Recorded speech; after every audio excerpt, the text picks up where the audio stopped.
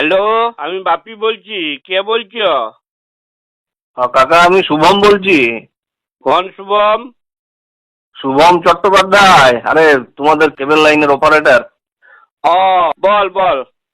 বলছি কাকা, আজকে তো আমার দুপুরে যাওয়ার কথা ছিল, আমি যেতে লাগছি, আমি বিকাল দিকে যাবো বুঝলে। কাকিকে বলেছিলাম দুপুরে যাব, কিন্তু আমি বিকালে যাবো, এখন সময় হবে না। কেন? ওই কেবিলের টাকাটা নিতে এই মাসের। ও, কেবিলের টাকাটা? শুন, হুম। এই মাসে আমার 15 দিন টিভিটা খারাপ ছিল, বুঝলি? তো তুই 100 টাকা নিয়ে যাবি এই মাসে। মানে? মানে আর কি, 15 দিন আমার টিভিটা চলে নাই। তো তোর তো কেবিল পুড়ে নাই। তো তোর জন্য তো আর তোকে আমি তো আর পুরো মাসে টাকাটা দিব নাই, ওই অর্ধেক দিনে নিয়ে যাবি। কেবল লাইনে আবার এরকম হয় নাকি? তো তুমি টিভি দেখো না দেখো, তোমার যা প্যাকেজ সেটা তো লাগবে, ওটা পুরোপুরি কি হইলো?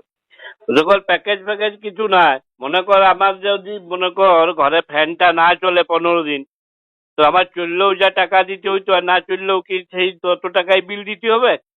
যদি আমার ঘরের লাইট গুলো না জ্বলে, তাহলে পরে ওই জ্বললে পরেও ইলেকট্রিক বিল যত আসবে, আর না জ্বললে পরেও কি ইলেকট্রিক বিল ততই আসবে, না কম না না, আসবে? না না, ব্যাপারটা দেখো, তোমার এটা তো সে ওটা দুটো জিনিস দুরকম হয়ে গেল নাই। মানে তোমার ইলেকট্রিকটা তোমার মিটারে পুড়ছে, কত হচ্ছে রিডিং হচ্ছে, সে রিডিং হিসাবে তোমার বিলটা হবে। কিন্তু কেবেলে তো তোমার ওরকম কোনো মিটার সিস্টেম নাই যে কত পুড়ছে রিডিং হচ্ছে সেই হিসেবে টাকাটা নেবো আমি।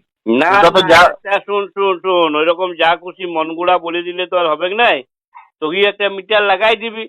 তো একটা সেট টপ বক্স, তো তো গাদা গাদা টাকা নিলি, তো তোর সঙ্গে একটা মিটার লাগাই দিতে লেগেছি।